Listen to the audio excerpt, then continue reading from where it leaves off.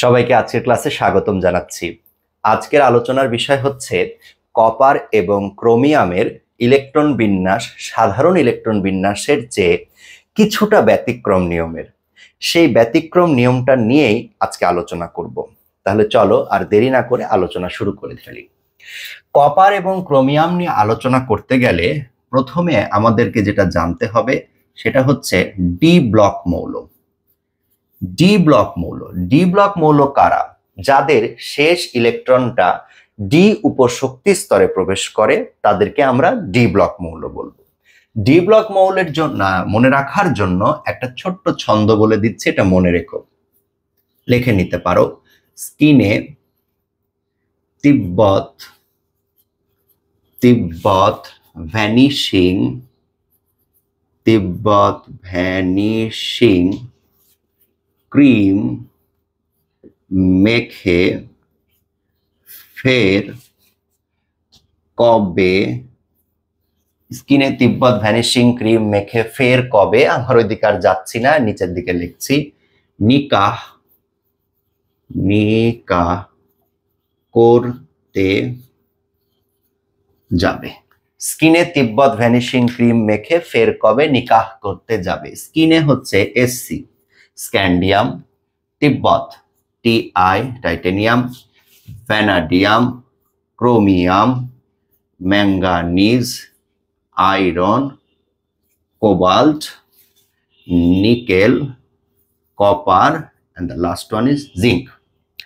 Scandium পারমাণবিক সংখ্যা হচ্ছে 21, 22, 23, 24, 25, 26, 27, 28, 29, 30, তাই তো? আমরা এখন এদের যে কোনো একটা দুটার ইলেকট্রন বিন্যাস করে দেখি। তাহলে আমি স্ক্যান্ডিয়ামেরটা যদি করি, SC21, 1s2, 2s2, 2p6, 3s2, 3p6, 4s2, 3d1। এই যে 2, 2 4, 6 10, 2 12, 6 18, 20 আর 1 কত? 21।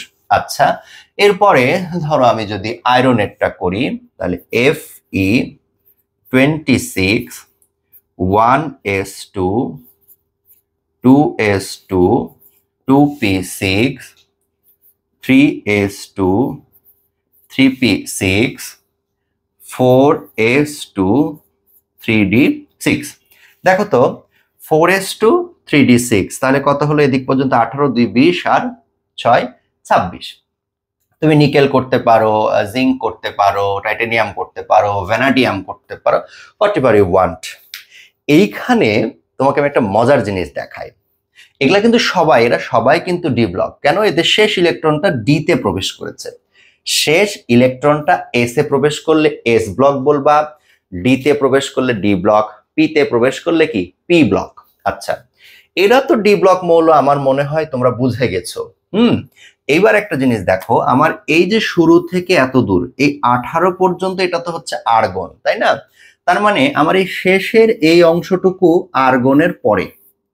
এবার দেখো তো এইখানে স্ক্যান্ডিয়ামের পারমাণবিক সংখ্যা কত? 21। দেখো 2 আর এই যে দেখো 1, 4s 3d, দেখো 2 আর এই যে 1, কত হলো? 21। আচ্ছা, আমার আয়রনের দিকে তাকিয়ে দেখো 26, তার মানে কত? 2 and 6, এই যে দেখো 4s2, 3d, 4s2, 3d6, এই যে 2 and 6, 26। জিঙ্ক বাদে আমি না সবগুলোকে এরকম টেকনিকের মধ্যে ফেলতে পারি। ধরো আমি যদি এখন তোমাকে ভ্যানাডিয়ামের ইলেকট্রন বিন্যাসটা করে দেখাই, তাহলে ভ্যানাডিয়াম কত, ভি কত? আচ্ছা, এই নিচেই লিখি আমি ভ্যানাডিয়ামের ভি কত। ভি হচ্ছে 23, তাই না? তাহলে শুরুর অংশটুকু তো আর্গন, এই অংশটুকু 18, এটা আর্গন। এই যে দেখো 4s আর কত 3d, তাই তো? দেখো এখানে কত আছে? 23, 4s2, 3d3, 23, 23। এরপরে আমি যদি কোবাল্ট করি তখন কি হবে? আর্গন থাকবে সামনে, 4s2, 3d, 7, 4s2 3d7, nickel করলে 4s2 3d8।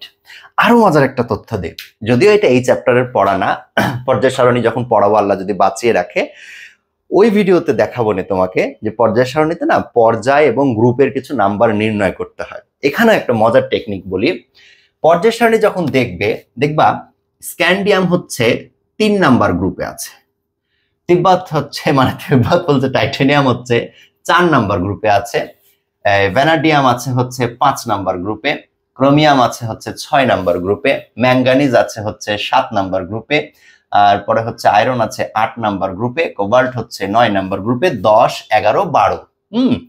এখন এই গ্রুপ নির্ণয় করার ক্ষেত্রে এখানে আবার একটা ছোট্ট টেকনিক আছে, খুবই ইজি। দেখো 21 পারমাণবিক সংখ্যা কত? 21, তাহলে 2 এর সাথে 1 যোগ করো, কত হয়? 3। এই যে দেখো গ্রুপ নাম্বার 3। এগুলো পড়া বোঝার জন্য বলছি, রাইট? এই যে দেখো টাইটানিয়াম হচ্ছে কত? 22, তাহলে 2 আর 2 যোগ করলে কত হয়? 4, গ্রুপ নাম্বার হচ্ছে 4। ভ্যানাডিয়াম এর হচ্ছে 2 আর 3, তাহলে 3 আর 2 যোগ করলে কত হয়? 5, 4 আর 2 যোগ করলে কত হয়? 6, 5 আর 2 যোগ করলে কত হয়? 7, 6 আর 2 যোগ করলে কত হয়? 8, 7 আর 2 যোগ করলে কত হয়? 9। এগুলো সব হচ্ছে এদের গ্রুপ নাম্বার। তার মানে যেটা দাঁড়াচ্ছে, আমরা এর পারমাণবিক সংখ্যার দিকে তাকিয়ে বলে দিতে পারবো ইলেকট্রন বিন্যাসটা কেমন হবে। শুধু মনে রাখতে হবে শেষ অংশটুকু, কেননা শুরুর টুক তো আমার আর্গন, শুরুর অংশটুকু কি? আর্গন। তাহলে শেষের অংশে কি আছে? শেষের অংশে আছে হচ্ছে 4s আর কি 3d। 4s আর কি আছে? 3d আছে। 4s মানে হচ্ছে আমাদের চতুর্থ, আর 3d মানে হচ্ছে কি? তৃতীয়। অর্থাৎ 4s2 আগে চতুর্থ শক্তি স্তর যেটা 4s, সেখানে আগে ইলেকট্রন প্রবেশ করবে, তারপরে 3d তে প্রবেশ করবে। এটা আফবাউ নীতি অনুযায়ী, এগুলো আমাদের জানা আছে। তাহলে এখানে সহজ টেকনিকটা কি? আমাদের ডি ব্লক মৌলের জন্য 4s আর কি 3d, এর পরে বাকিটা হবে পারমাণবিক সংখ্যা অনুযায়ী। যেমন এটা 25, তাহলে 4s2 3d 5, 4s2 3d 5। এখন এইখানে তো আমরা ডি ব্লক মৌল নিয়ে কাজ করলাম, মোটামুটি আলোচনা হয়েও গেল। এখন যে বিষয়টা নিয়ে কথা বলতে চাচ্ছি সেটা হচ্ছে এই ক্রোমিয়াম 24 আর হচ্ছে কপার 29। ক্রোমিয়াম 24 আর হচ্ছে কপার 29। এই ক্রোমিয়াম 24 আর কপার 29 এরা সাধারণের চেয়ে একটু ব্যতিক্রম, ঠিক আছে? মানে সকলের মধ্যে একটু আলাদা, হ্যাঁ, কেমন যেন একটু আলাদা আলাদা লাগে। তো আমরা এই কেমন যেন আলাদা আলাদা লাগে এদেরকে নিয়ে সামান্য আলাপ আলোচনা সেরে ফেলি। চলো, আমরা এখন যে কপার বা ক্রোমিয়াম নিয়ে কথা বলবো, এই আলোচনার জন্য ছোট্ট একটা নলেজ রাখতে হবে। সেটা হচ্ছে যে একটা উপশক্তি স্তর, যেমন আমাদের এস বা পি বা ডি বা এফ, এই একটা উপশক্তি স্তর, এটা যখন পূর্ণ অবস্থায় থাকে তখন এই উপশক্তি স্তরে 2টা ইলেকট্রন থাকে। এটাতে থাকে হচ্ছে 6টা, এটাতে থাকে হচ্ছে 10টা, এটাতে থাকে হচ্ছে 14টা। এটাকে বলে এর পূর্ণ অবস্থা। এটাকে কি বলে? পূর্ণ অবস্থা। অর্থাৎ ইলেকট্রন দ্বারা এটা একদম পূর্ণ হয়ে আছে। আমি একটু মিশিয়ে দেই, হ্যাঁ, বোর্ডের এই জায়গাগুলো একটু ক্লিয়ার করে দেই, তোমাদের দেখতে সুবিধা হবে।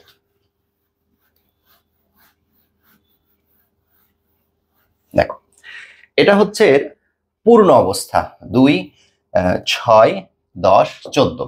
তাহলে আমি যদি এর অর্ধেকটা লিখি তাহলে কত হবে? 1, অর্ধেকটা লিখলে কত হবে? 3, অর্ধেকটা লিখলে কত হবে? 5, এর অর্ধেকটা লিখলে কত হবে? 7। অর্থাৎ এটাকে আমি বলতে পারি অর্ধপূর্ণ। এটাকে আমি কি বলতে পারি? অর্ধপূর্ণ। তার মানে এটা হচ্ছে পূর্ণ, এটা হচ্ছে কি? অর্ধপূর্ণ। একটা কথা মনে রেখো, এই উপশক্তি স্তরগুলো পূর্ণ অবস্থায় এবং অর্ধপূর্ণ অবস্থায় এরা স্টেবল থাকে, অর্থাৎ স্থিতিশীল থাকে। ভালো করে বোঝো কিন্তু। এরা কিন্তু দেখো 6 যেটা আছে, তাহলে 6 এর সর্বোচ্চ হচ্ছে 6, এগুলো হচ্ছে ম্যাক্স, ম্যাক্স, এটা হচ্ছে ম্যাক্সিমাম, এর উপরে যেতে পারবে না। 6 মানে কি? 1ও থাকতে পারে, 2ও থাকতে পারে, 3ও থাকতে পারে, 5ও থাকতে পারে, 4 থাকতে পারে, 6ও থাকতে পারে, তাই না? অর্থাৎ 1 থেকে 6 এর মধ্যে রেঞ্জ, এর রেঞ্জ হচ্ছে 1 থেকে 10 এর মধ্যে, এর রেঞ্জ হচ্ছে 1 থেকে 14 এর মধ্যে। এখন বিষয় হচ্ছে দেখো, এক যদি থাকে তাহলে সেটা অর্ধপূর্ণ নয়, সম্পূর্ণ নয়, এটা হচ্ছে অসম্পূর্ণ। অসম্পূর্ণ থাকলে স্ট্যাবিলিটি পায় না। এরপরে বলি 2 অসম্পূর্ণ হবে না। 3 যখন হবে, অর্থাৎ পি এর কথা বলছি, আমি বলছি পি এর কথা, পিতে যখন 3টা ইলেকট্রন থাকবে তখন সে অর্ধপূর্ণ হবে এবং তখন সে স্ট্যাবল হবে। এরপরে যদি 6 হয়, সম্পূর্ণ হবে, তখনও সে কি হবে? স্ট্যাবল হবে, স্থিতিশীল হবে। আবার ডি এর ক্ষেত্রে যদি অর্ধেক হয়, অর্থাৎ 5টা ইলেকট্রন থাকে, অর্ধপূর্ণ থাকে, তাহলে স্ট্যাবিলিটি, স্থিতিশীল। 10টা হলো কি? সহজ কথা, দেখতে হবে অর্ধেক বা পূর্ণ হচ্ছে কিনা বা অর্ধেক বা সম্পূর্ণ করার কোনো সুযোগ আছে কিনা। যদি থাকে তাহলে সেটা করে নিতে হবে।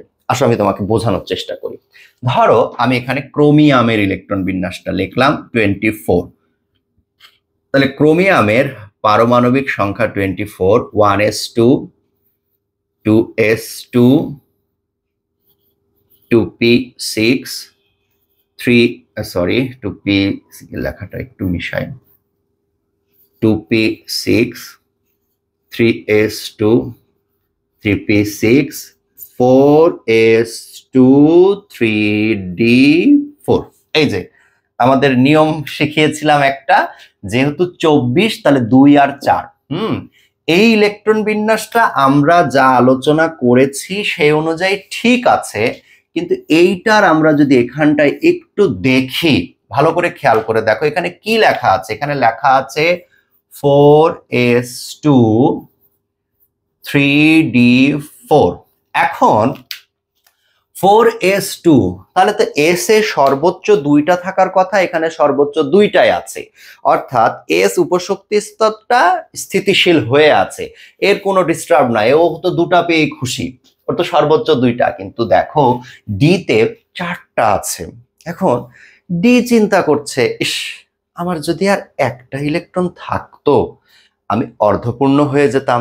আমি যদি অর্ধপূর্ণ হতাম তাহলে আমি স্থিতিশীলতা পেতাম, সুস্থিতিশীল হতাম, আমার ভালো লাগতো, মন আমার কেমন কেমন করে।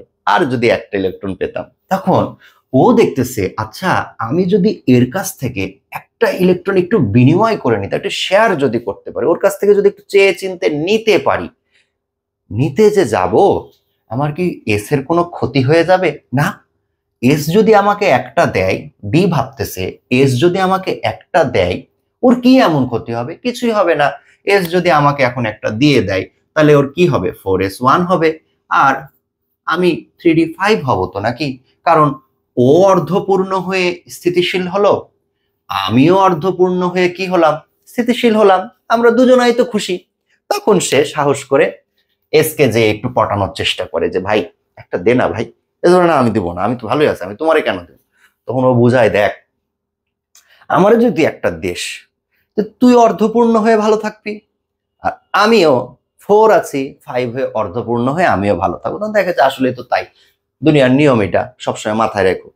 তোমার ক্ষতি না করে তুমি যদি অন্যের উপকার করতে পারো, করে দিবা, এতে মনের মধ্যে একটা শান্তি পাবা। কিছু না হোক, একটা শান্তি পাবা। তোমার উপকার না হোক, তোমার ক্ষতি তো হলো না, তোমার ক্ষতি না করে তুমি আরেকজনের উপকার করতে পেরেছো, আলহামদুলিল্লাহ, আল্লাহ তোমার ভালো করবে। আইসো দেখো, তাহলে এখন এদের ইলেকট্রন বিন্যাসটা কি হয়ে যাবে?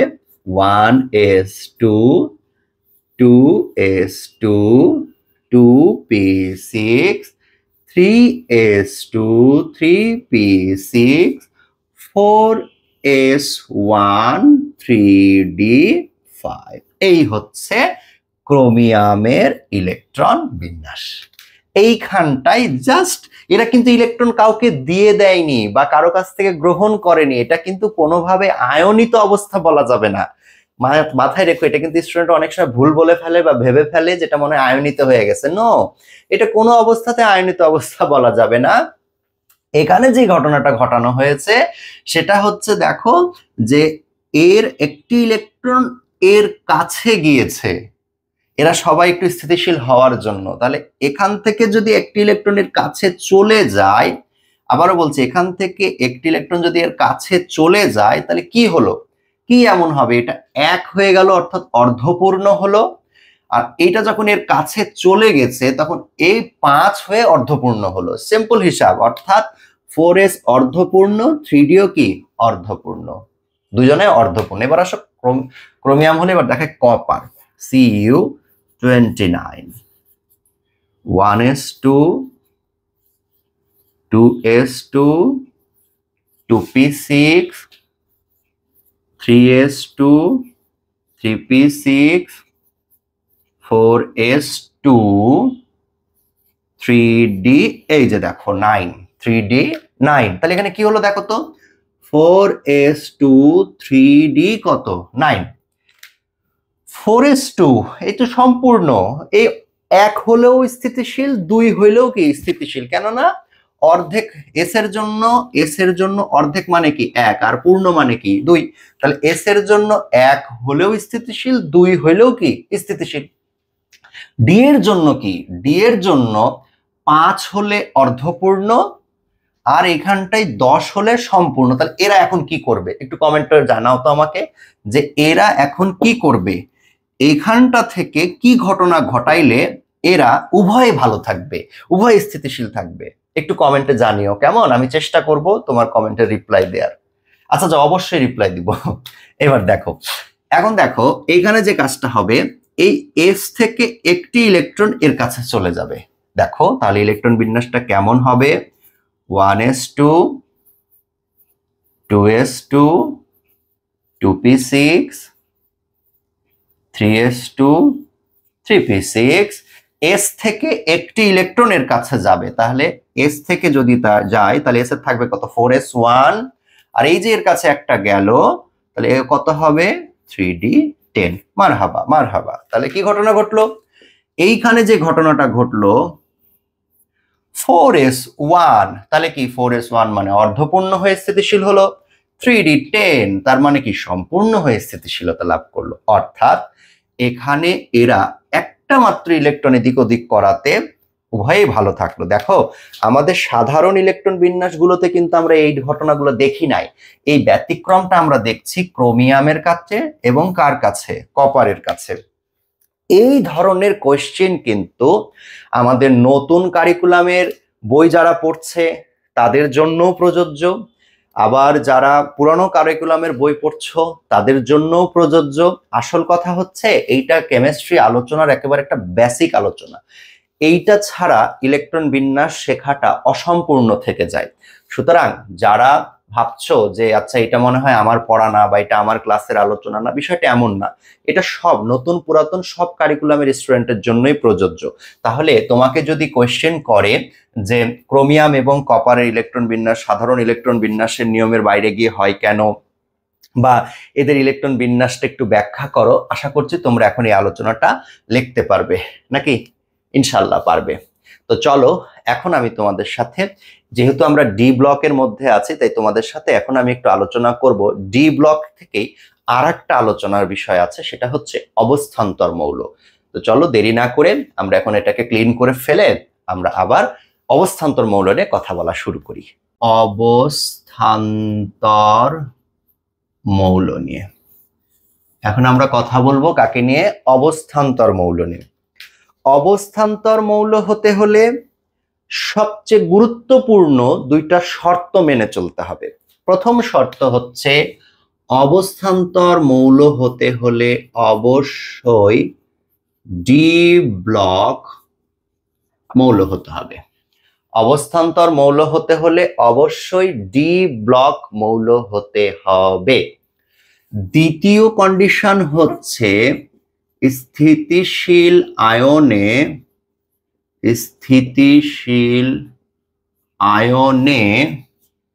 ডি উপশক্তি স্তরটা D1 থেকে D9 হতে হবে। অর্থাৎ ডি 0 হলেও হবে না, ডি তোমার 10 হলেও হবে না।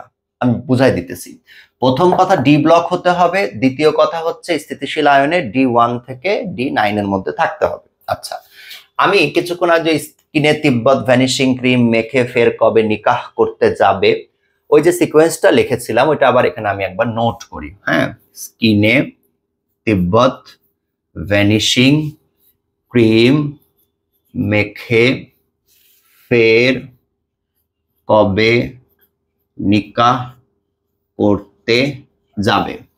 এখানে পারমাণবিক সংখ্যা ছিল 21, ছিল 22, ছিল 23, 24, 25, 26, 27, 28, 29, 30।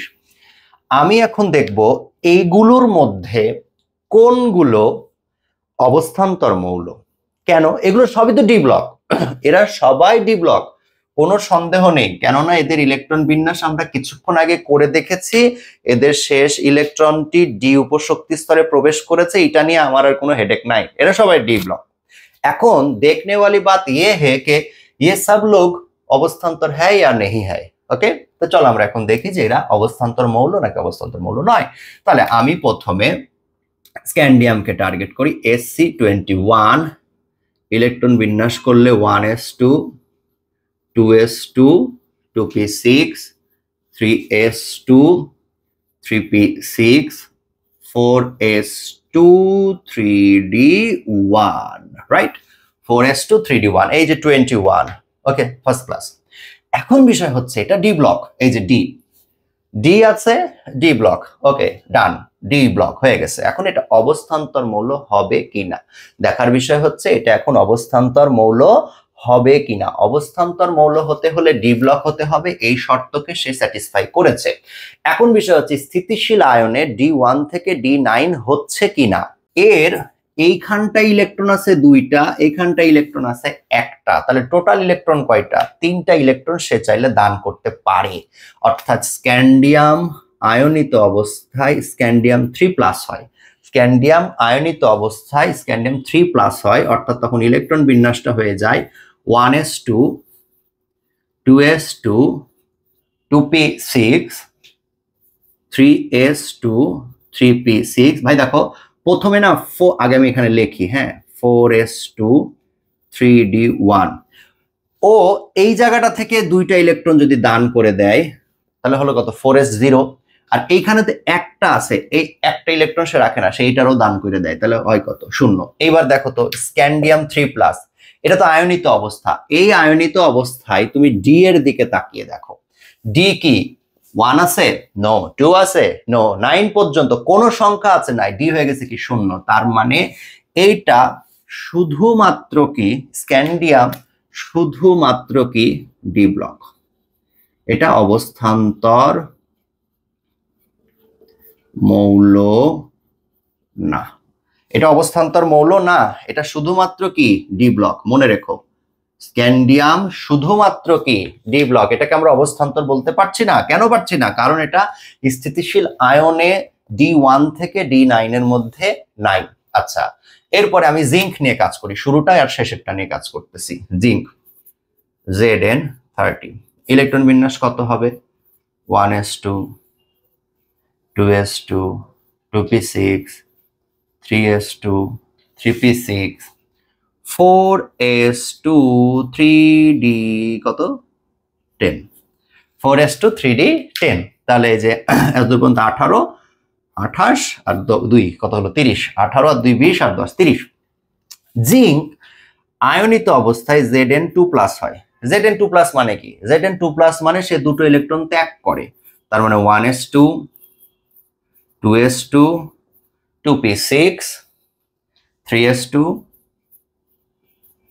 3p6, এই যে 4s2, 3d কত রে ভাইয়া? 10। এখন নিয়ম হচ্ছে শেষ কক্ষপথ থেকে আগে ইলেকট্রনটা যায়, তাহলে এখানে 4s তো 3 এর বাইরে, 3 এর পরে 4, 3 এর পরে 4 ইলেকট্রন না হয় এখানে আগে প্রবেশ করছে, তাহলে এখান থেকে কি আগে চলে যাবে না? ডি তো এই 3 তো বেসিক্যালি এখানকার, আমাদের ইলেকট্রন আগে প্রবেশ করছে দেখে তো এখানে সাজানো হয়েছে, এগুলো তো আগে থেকে জানা আছে। তাহলে 4s থেকে সে 2টা ইলেকট্রন কি করে? দান করে দেয়। এখান থেকে তো দিবে না, এটা তো পূর্ণ অবস্থায় আছে। তাহলে 4s থেকে কি করছে? ইলেকট্রন দান করে দিছে, দিয়ে কি হয়েছে? Zn2+।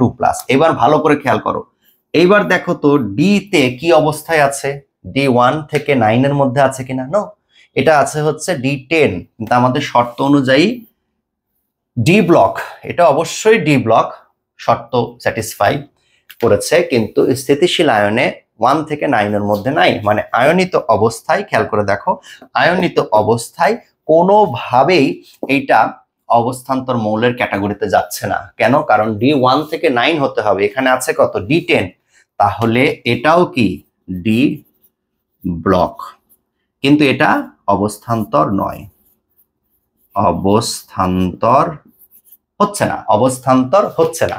আচ্ছা, এইবার আমি এইটা করি, আয়রন Fe26, Fe26।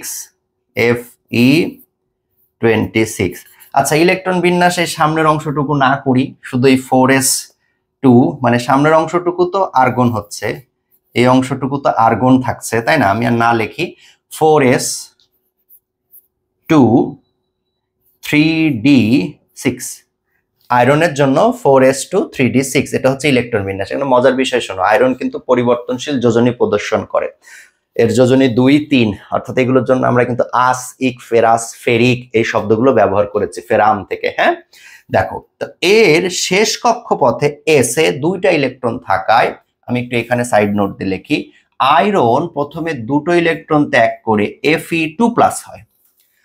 Fe2+ যদি হয় তার মানে এর 4s0 আর 3d হয় কত? দেখো তো, 3d হয় 6 আয়নিত অবস্থায়।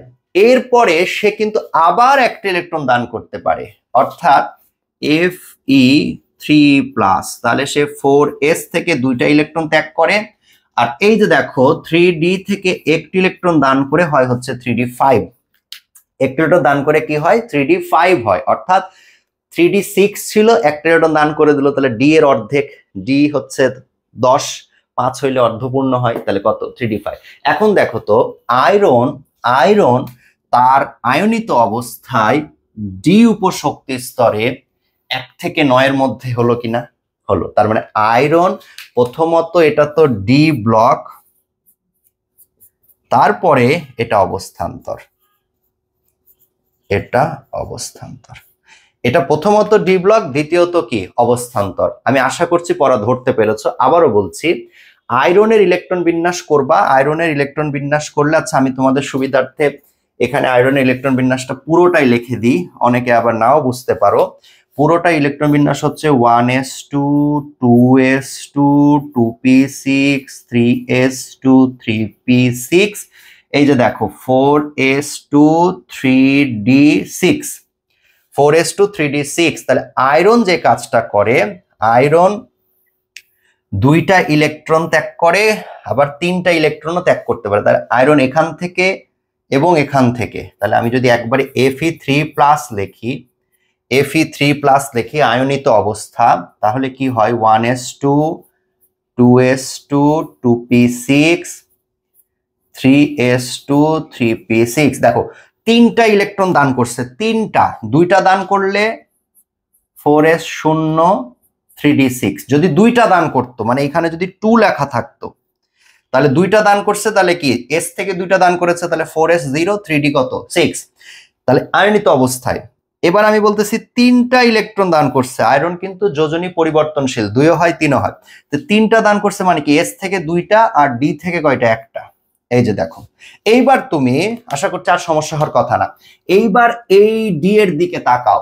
শর্ত কি ছিল? স্থিতিশীল আয়নে D1 থেকে D9, দেখো D1 থেকে D9 এর মধ্যে আছে কিনা?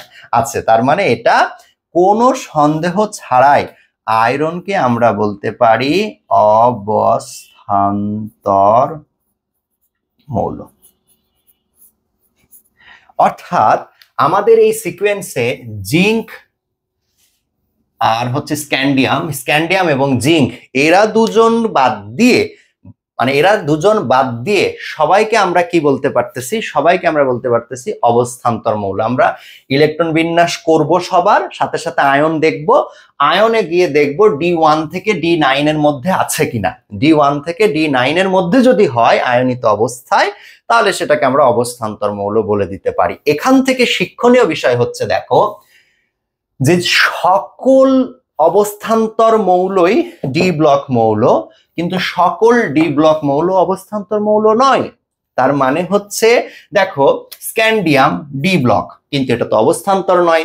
জিঙ্ক ডি ব্লক, কিন্তু এটা তো অবস্থান্তর নয়। কিন্তু আয়রন ডি ব্লক পাশাপাশি কি অবস্থান্তর। তাহলে এইটা একটা কোশ্চেন থাকে, হ্যাঁ এটা মাথায় রেখো, এটা একটা কোশ্চেন থাকে যে সকল অবস্থান্তর মৌল ডি ব্লক মৌল, কিন্তু সকল ডি ব্লক মৌল অবস্থান্তর মৌল নয়। সিম্পল হিসাব দেখো, সকল অবস্থান্তর মৌলই ডি ব্লক মৌল। যেমন আয়রন একটা অবস্থান্তর, ফেরাম যেটা বলো না কেন, এটা একটা অবস্থান্তর মৌল, পাশাপাশি এটা একটা ডি ব্লক মৌল। কিন্তু সকল ডি ব্লক মৌল অবস্থান্তর মৌল হবে এমন তো নয়। যেমন স্ক্যান্ডিয়াম, সে শুধু ডি ব্লক মৌল, সেটা তো অবস্থান্তর মৌল হচ্ছে না। জিঙ্ক, সেটা শুধু ডি ব্লক মৌল, সেটাও তো অবস্থান্তর মৌল হচ্ছে না, তাই না? আচ্ছা, এখন এই ভিডিওটা আরো কয়েকবার দেখবা, খাতায় নোট করবা, নিজে নিজে লিখবা, বোঝার চেষ্টা করবা। আমি যেগুলো করে দিলাম সেগুলো করবা, আবার যাদেরকে করে দেইনি সেগুলো করে করে দেখবা যে অবস্থান্তর আর ডি ব্লক হিসাবগুলো মিলছে কিনা। কোনো সমস্যা হলে কমেন্ট করে জানাবা, আমি আবার রিপ্লাই দিয়ে তোমাকে বোঝানোর চেষ্টা করবো ইনশাআল্লাহ। একটা কোয়েশ্চেন কিন্তু থেকে গেল, সেটা হচ্ছে অবস্থান্তর মৌলকে অবস্থান্তর মৌল বলে কেন? কোয়েশ্চেনটা শোনো, অবস্থান্তর মৌলকে অবস্থান্তর মৌল বলে কেন? এটার উত্তর পরবর্তী ভিডিওতে দিব ইনশাআল্লাহ। সবাই ভালো থেকো, সুস্থ থেকো, আল্লাহ হাফেজ।